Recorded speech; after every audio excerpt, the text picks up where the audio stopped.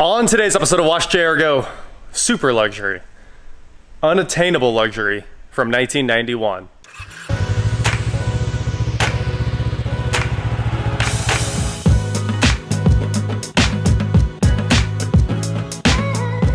What is going on, guys? I am Watch JR Go, and today I am here with a 1991 Cadillac Allante that I bought for just guess, $200. I paid $200 for this technically running and driving Cadillac Allante. So today we're gonna take a look at this car, talk about the history of it, and take it for a drive, and maybe make a quarter-mile pass at it, if it lasts that long. I don't know. $200, it might have 1/4 mile pass left in it before it pops. So this is a 1991 Cadillac Allante.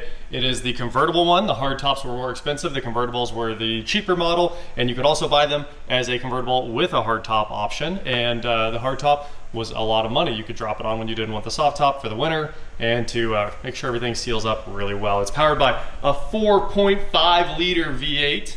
It looks killer. I mean, I love the way the car looks. And the only option for this car, in 1991 there were actually two options. You could downgrade it to having analog gauges. So this one has the digital gauges, and it does not have the cellular telephone, which was the other option. All Allantes were loaded. That was really the mantra for these cars. It was like the pinnacle of luxury back in 1991, and the sticker price was $57,000. $57,000 in 1991 was insane. I know that's the average price of a new car now, so we're used to hearing numbers like that, but in today's money, that's $124,000. That competes with the best luxury cars there are today. I mean, that's crazy money, and I bought it for 0.5% of the MSRP of the car, which is wild, 0.5%. So let's walk around, take a look at this thing. The 91, every year the Allante was out, they changed something. There's pretty much no model year where they didn't change something drastic on the car. 91 is the year that they added a trunk pull-down motor. So if you take a look at the trunk and wonder why it's open even though it's closed and locked, it's because the pull-down motor's bad. If you take a look at the top and you wonder why it's sticking up and there's a towel in there that's full of mold and mildew, it's because the pull-down motor's bad. I'm sure they're a 12-volt DC motor with a plastic gear drive inside it, and if there's any frost or anything and somebody hits the button, or if it's stuck down, somebody hits the button, you break the gears, and that puts an end to the motors. So I've heard that the motor on the top, the pull-down back there, has been disassembled and it's in the back, and then the pull-down motor in the trunk is still there, but they're both completely broken. So let's talk about the craziest part of the Allante story. The body was built in Italy by Pininfarina, and then they were loaded onto 747s, Boeing 747s, the jumbo jet, and they'd fly 56 of these things at a time to the US, where that body, the beautiful Italian body, would get dropped onto a Cadillac frame, a front-wheel drive Cadillac frame with a V8 in it, and that would become an Allante. So the car would be assembled here. It was technically an American car, but they didn't have anywhere to build these bodies after they closed one of the Fisher plants. If you remember, all the old Buicks, Cadillacs, and stuff like that, they had that built by Fisher Coach logo in the door sills. Eventually, they shut down all of Fisher and ended up with things like this, having to fly the bodies in from overseas at a massive cost. The Allante is sitting on 16-inch bottle cap wheels that are almost flawless. I just noticed that's the first flaw I've seen in any of the wheels. It was scraped right there, but the rest of them look absolutely flawless, and 16-inch wheels, like I said, 225, 60-inch tires, that it sits right. It's got the right stance. The whole package looks good together. All Allantes ended up with headlight washers, which were of course very fancy in 1991. It has a crazy lighting computer, and if a bulb burns out, it either has an extra bulb beside the bulb that burned out, or an adjacent bulb turns on to make it look like all the bulbs are still intact until you fix the one that's burned out. So the lighting computer recognizes that a bulb's burned out and switches. BMWs do that too quite a bit. This is a very German kind of feeling sedan. They did a lot of the German features that are really nice to have. It's got fog lights. The turn signals are mounted down low. It's got a nice low slung front end that just looks good. I love the design of this thing. The door handles look like they're straight out of an S-Class Mercedes, really adding to like the luxury element. Those door handles were super classy. And the power antenna here, if you had the cellular option, was AM, FM, and cellular. and power, which was definitely a crazy thing to have. Let's head inside the Allante. We've got Allante door sills with the Cadillac logo and the Pininfarina design logo there, and really, really cool controls for everything. It's all nice and flat, and I don't know what that red bar is for there, but it's either a design element or, yeah, that actually does something. I think that's a backup for the electronic door locks. That is very interesting. The mirror controls were actually moved over here in this model year. They used to be in the middle. So those moved to the door, which actually makes a lot more sense. And seat memories, which is unheard of in 1991. I mean, who had seat memory back then? Speaking of seats and seat memory, these are 10-way adjustable power Recaro seats. And they're really cool looking, other than the fact that they're ruined in this car. What a cool looking seat. Look at all the controls. I mean, you can control everything. I think the only thing that works on this seat, it doesn't slide. Most of the power doesn't work, but the tilt works and the lumbar works. So everything in the base of the seat, completely dead. Now, somebody tried to put a system in this car somewhere along the way. It had a 200-watt upgraded Bose system in 1991. This was a big development year for the Allante, and of course, it doesn't even turn on, which is unfortunate because I bet it sounds okay. I mean, Bose and GM have always built okay systems together. This one's missing the speaker grill, and it has a little Polk 3-inch in there. I think that made this considerably worse, because look at those air gaps. You know that just causes a huge problem not actually being enclosed. Let's open the hood. There's a big lever right here to squeeze to open that hood. The hood struts work, which is pretty cool. It had a hood light that's even on a coiled, like, retractable wire. Of course, there's no bulb in the hood light, so that doesn't work. But right here we have a 4.5 liter V8 engine. And I think this was the kind of the precursor to the North Star here. It's supposed to have a very sensitive old fuel injection system, one that's probably a nightmare to work on. One of the coolest things about the Allante is this color code here that's supposed to make servicing your car easy for the end user. So you look for blue for washer fluid, and of course you find that blue is washer fluid. And you want the engine oil, it's yellow. And of course you can't see yellow. Oh, yellow's faded out. It's barely there on top of that gray. Anyway, everything's color coded. There's your power steering, there's your coolant, and technically even the brake reservoir is color coded. There's a little gray square on top of that. Speaking of brakes, this used a system called Bosch ABS 3, and it doesn't work at all. Like, that is a nightmare of a braking system. It's like kind of a precursor to what we have now, which is all the electronic brake boosters that are in all the hybrids and plug-in cars. Those work really well. They feel like normal brakes. It does what you expect every time. This has to run this pump here. There's the Bosch pump, and that pump creates the hydro boost basically from, I'm just guessing here, but it's got to be hydro boost. There's an accumulator right there. It's like a gigantic standalone power booster with its own computer right there. That's how wild this ABS system is. There's our wiper motor hanging out in there, and that V8, I mean, it definitely looked cool. It was a lot of design under the hood, beautiful looking intake. I think it's been off and painted because it just looks too good, honestly.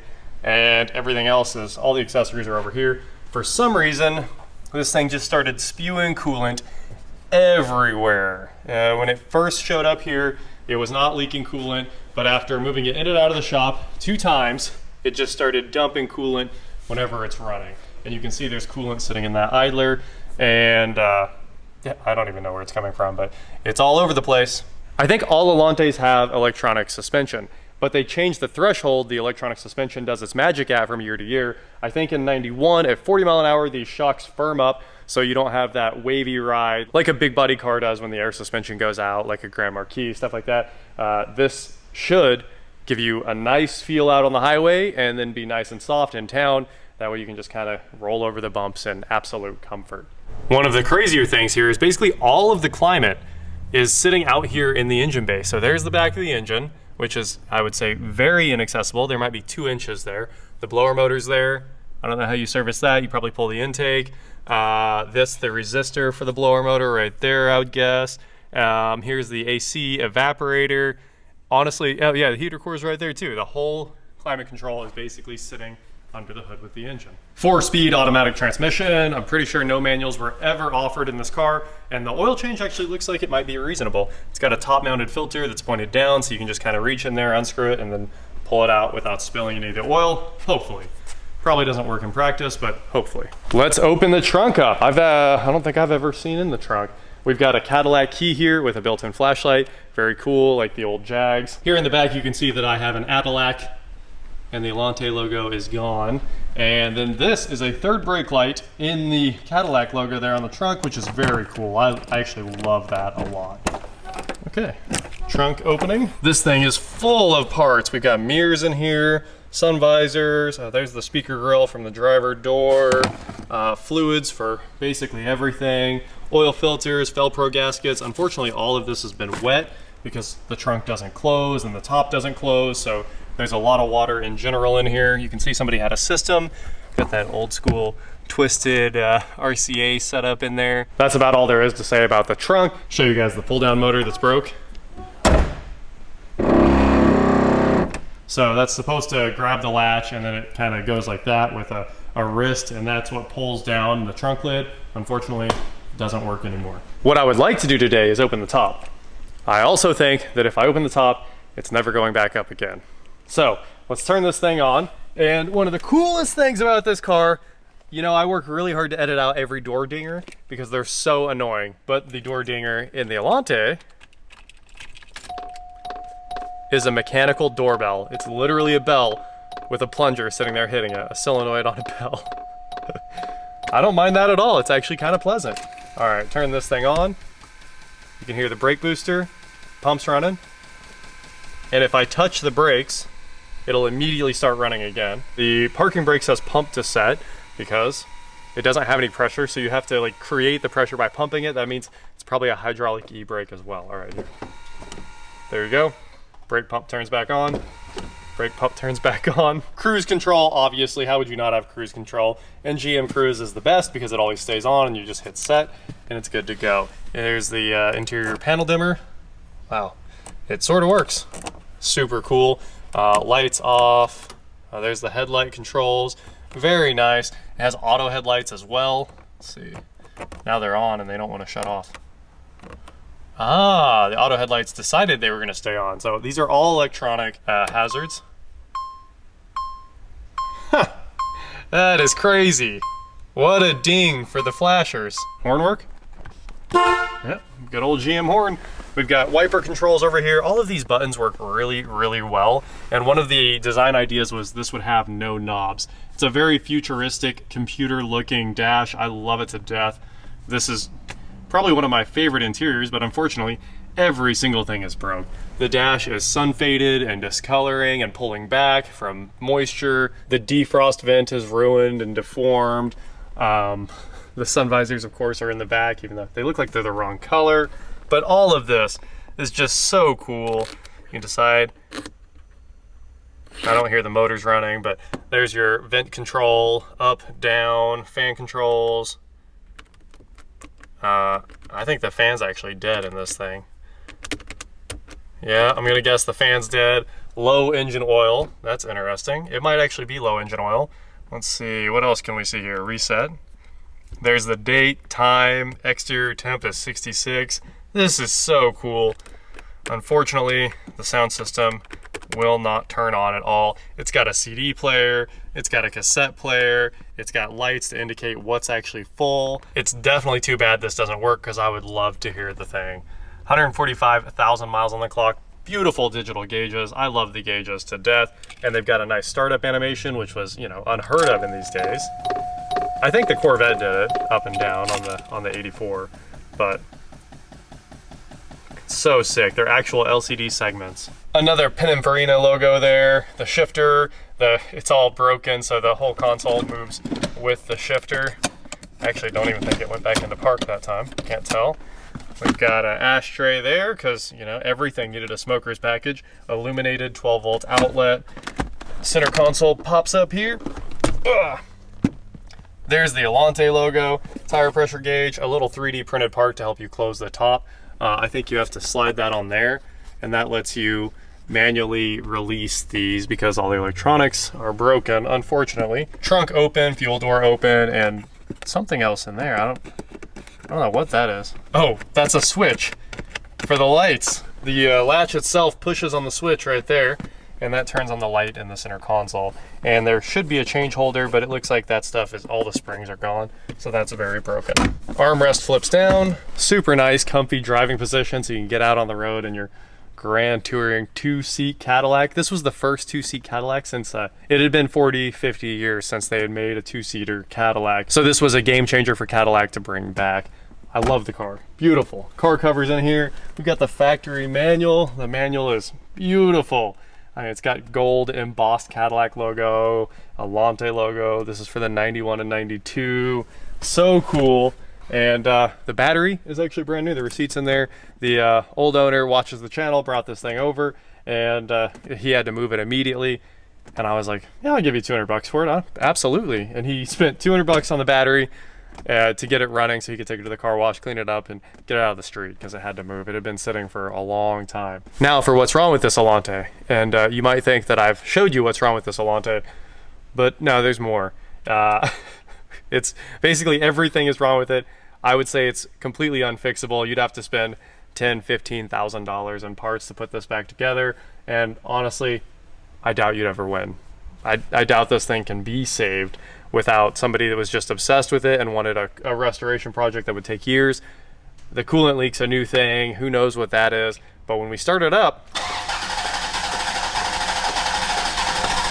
on, girl. I don't know why it actually likes it. It sounds like my John Deere lawnmower running.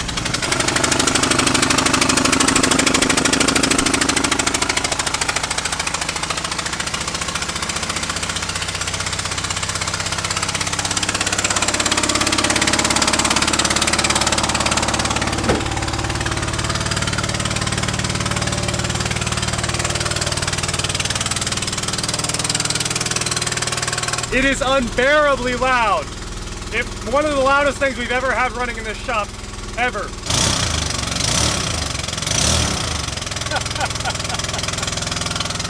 So smoke is just absolutely pouring out of it. And now, yep, it's already started dripping. As soon as you start it, it just starts dripping like crazy. Woo. So I've never driven this other than in and out of the shop a couple times to move it. Today, we're gonna get it out on the road and take it for a quick trip just so I can feel what it's like to drive an Allante. I gotta know, even if this one is supremely broken, like as broken as a car can be. Hey, while you're over there reading this manual, can you troubleshoot why the driver's seat doesn't work at all? Italians touched it. Yeah, that's a pretty good take. For measuring and handling procedures, but your hand gets cut off when you measure and handle. That is unfortunate. These are sweet. Whoa, yeah, these are sweet. That is sick. There's the VSS, there's the tack-in. Digital cluster only. All the gauges. Man, that's sweet. Oh, there's how the VSS works in the transmission. 32,000 pulses per mile. Huh. Pretty sweet. Wow. There's data lines. Look at that. Oh, wait, really? BCM data line. Cruise signal on. Huh. This probably has like some pre-CAN bus in it. It's just serial. Yeah. Okay, unfortunately, like I can barely drive this car. I should sit on the phone book, you know? I gotta drive it like this to reach the pedals. But we're gonna get it out on the road for a minute. Oh. Fire up the lawnmower. Let's go to town, baby. Oh. This has a tag on it. We're good. I didn't expect that. You didn't? Did you expect the massive cooling leak? Check out this mirror. That's factory? No, it's not. Oh, okay. It's a clip-on. We're just gonna go this way. Wherever the wind takes us. Look, first, we can't get this out on the highway because it's shaking like crazy. And I don't want to put on the seatbelts. Did you feel the brake just trying to grab all of it at once? I was barely touching it. Is that what that was, or was it the trans grabbing first? I think it was the brake. All right, full throttle. Woo! 30 mile an hour! 30, 40. We got 40.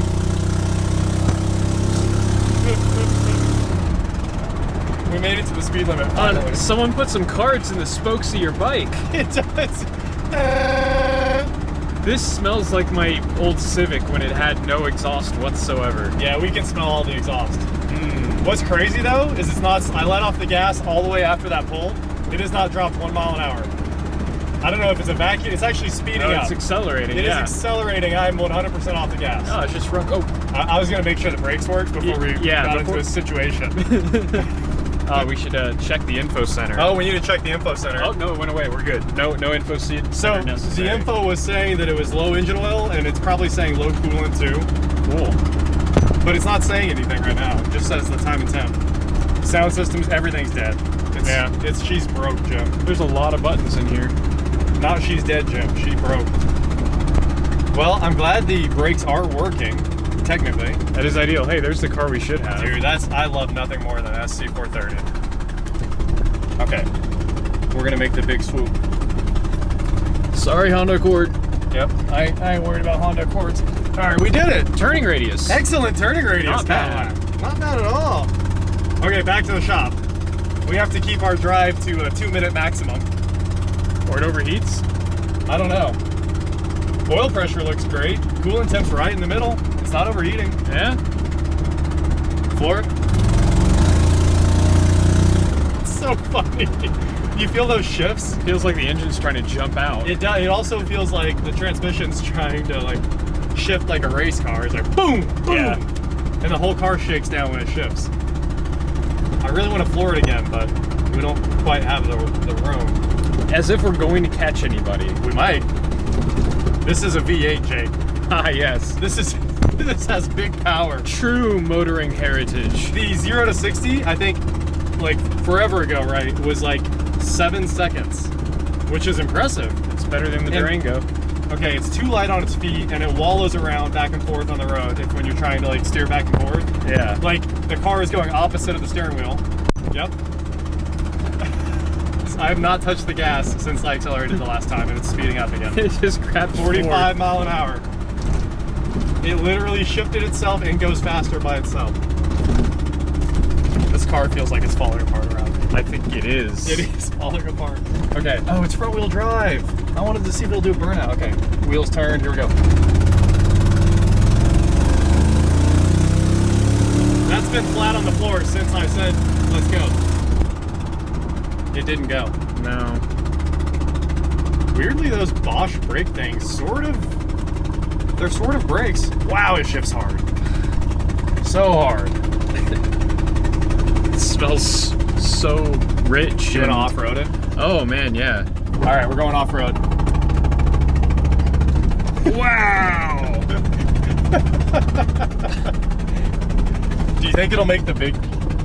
Should I do it? Go for it. Trail rated. Trail rated, baby. Oh, yeah, we did it.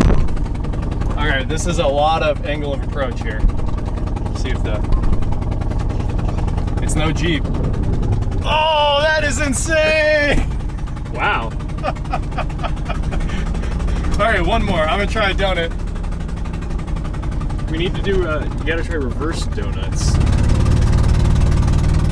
That was wide open throttle. And my F-250 drags the hitch so hard it gets stuck there, and this thing just went straight down it. Okay, reverse donut. Here we go. You ready? That's where we die. Fully turned.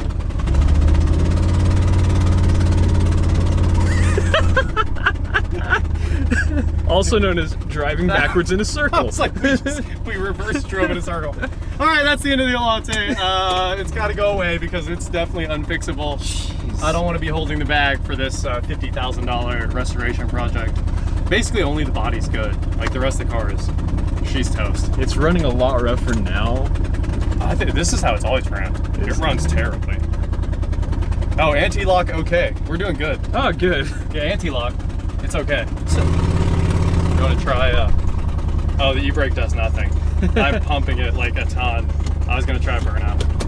I think it should be a cable anyways. No, it's hydraulic. Really? Mm-hmm. Hydraulic. Weird. Yep. Okay, honestly, that might be the most fun I've had driving a car in a little bit because just pure shenanigans is all it is. Yeah, it's pretty great when you don't care.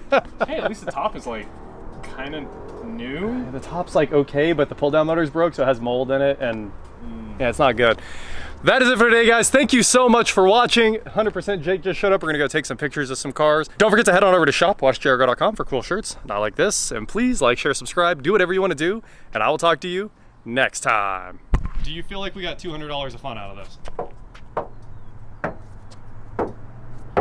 Sure. Could do worse. I mean, we can do it again if you don't agree. If the value wasn't there, I think we got to try harder. $200 worth of brain damage from all the fumes. Oh my, it smells so bad. Man, the body is decent. I know. Huh. And I just saw some major, like, it's dented here, it's been drugged down some stuff here, it's got big door ding there. It's, even the body's eh. Oh yeah, it's typical old man stuff. Yeah. You gotta find the pole at Sonic and just drive the car down it. Jake brought up a good point. I didn't show you guys the fuel door, and it's actually pretty cool. Electronic opening, of course. Boom! Look at that, the springs work and everything. Premium fuel only. It's got a little holder. Pretty cool.